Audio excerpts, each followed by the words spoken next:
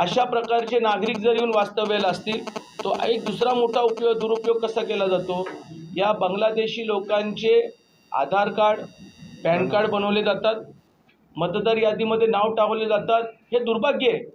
राजकारणाने एवढ्या कमीपणामध्ये देशाच्या विरोधामध्ये असणाऱ्या लोकांच्या नागरिकांचे पॅन कार्ड आधार कार्ड बनवून मतदार यादीमध्ये नाव टाकून एखादा नगरसेवक त्या ठिकाणी निवडून येऊ शकतो, पण हीच मंडळी देशाच्या वरती कुठल्याही प्रकारे अंतर्गत हल्ले करण्यासाठी कारणीभूत ठरते।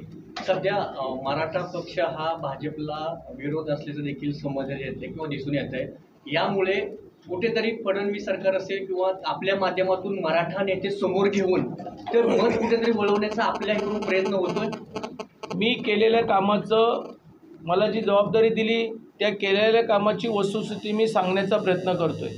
मला पण लोक त्या वेगवेगळी लोक ट्रोल करतात आणि का ट्रोल करतात मलाही कळत नाही। मी मराठा समाजाचं काम केले, मला संधी कोणी दिली? देवेंद्र फडणवीस साहेबांनी दिली, शरद पवारांनी दिली का? महामंडळाच्या माध्यमातून नाही दिली। उद्धव ठाकरेंनी दिली का? नाही दिली। परत एकनाथ शिंदेने दिली, देवेंद्र फडणवीस साहेबांनी दिली। ज्यांनी चांगलं काम केलं त्याच्याबद्दलचं मत व्यक्त करणं हा काय गुन्हा आहे का? मला तर नाही वाटत। आणि मी तर स्पष्टपणे सांगतो की मी पण एक कट्टर मराठा आहे। मलाही कळतं, उद्या मलाही वाटलं कुठेतरी दगाफटका झाला तर मी पण काय करायचं मला चांगलं माहिती आहे। त्याच्यामुळे मी माझ्या मराठा समाजाशी एकनिष्ठ आहे।